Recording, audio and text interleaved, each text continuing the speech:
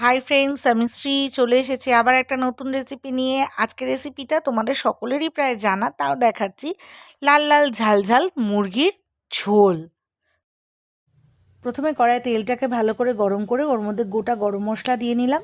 গোটা গরম মশলাটাকে ভালো করে একটুখানি নাড়াচাড়া করে নিলাম। এরপর আমি কড়ার মধ্যে ম্যারিনেট করা চিকেন দিয়ে দেবো।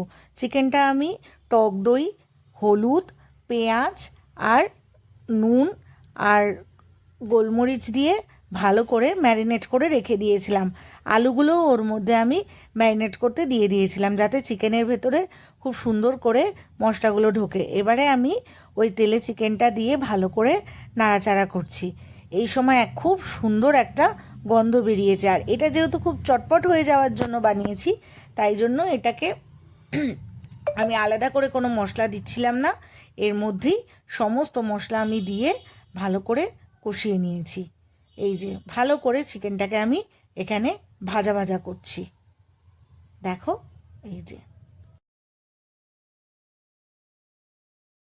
চিকেনটা যখন ভাজা ভাজা হয়ে গেছে, তখন আমি এর মধ্যে টমেটো দিয়ে দিলাম। এবারে টমেটোটাকে দিয়ে একটু নাড়াচাড়া করব, দিয়ে রাখবো যাতে চিকেনের সঙ্গে টমেটোটা খুব সুন্দর করে মিশে যায়। বেশ একটু টক টক ঝাল ঝাল বেশ সুন্দর খেতে লাগবে। সেই জন্য আমি টমেটোটা এর মধ্যে মিশিয়ে টমেটোটাকে একটু গলার জন্য রেখে দিয়েছি। দেখো, টমেটোটা আমি দিয়ে নাড়াচাড়া করছি।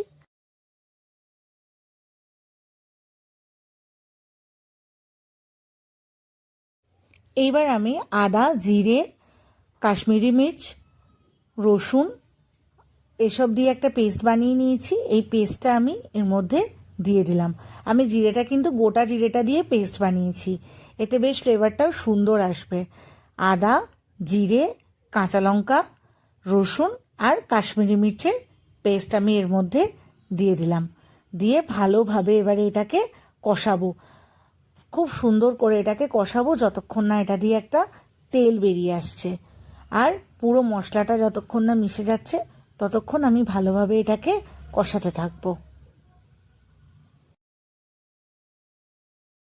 এবার আমি এর মধ্যে গরম মশলা অ্যাড করলাম, করে আর কিছু করব না, জাস্ট একটু নাড়াচাড়া করতে থাকবো আর এটাকে ভালো করে কষাতে থাকবো।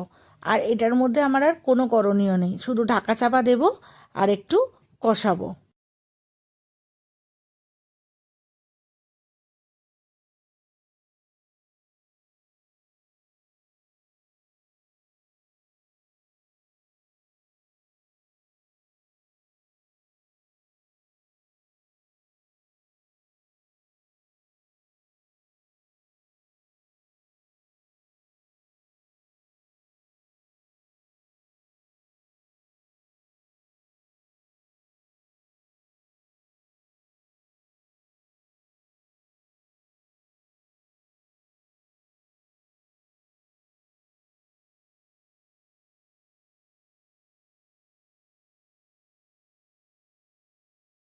সো দেখো বন্ধুরা, আমার কিন্তু কত সুন্দরভাবে চিকেনটা কষে গেছে।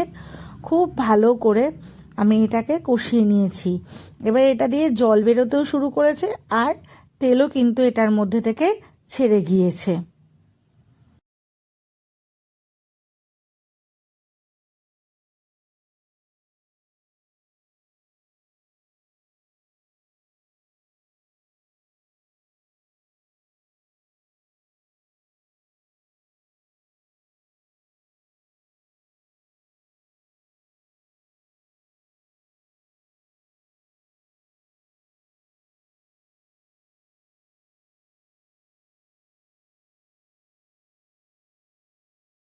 সো দেখো বন্ধুরা, আমার কিন্তু ভালোভাবে চিকেনটা একদম কষে গিয়েছে।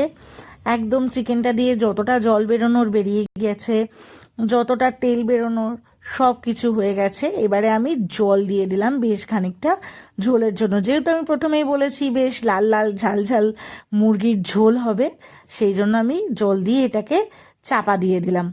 এবার দেখো ভালোভাবে ফুটে উঠেছে চিকেনটা, আর আমার চিকেনটাও কিন্তু অলমোস্ট রেডি টু সার্ভ।